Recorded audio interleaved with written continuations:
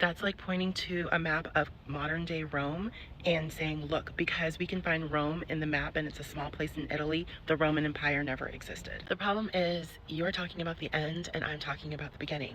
You're talking about Tartary, the country, and I'm talking about an empire. But let's get into it.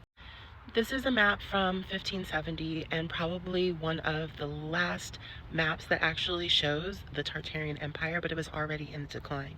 You can notice how things are a lot different than our maps today, but it shows how Tartaria was extending all the way over to North America. But by 1570, North America part of the empire had already fallen. This map by the 18th century, you can see how the empire had been reduced to one region, but that region still was already divided up into different parts. So you had Chinese Tartary, then we have the Muscovite Tartary, and then independent Tartary. So the empire was already even fragmenting back in the Eurasian continent.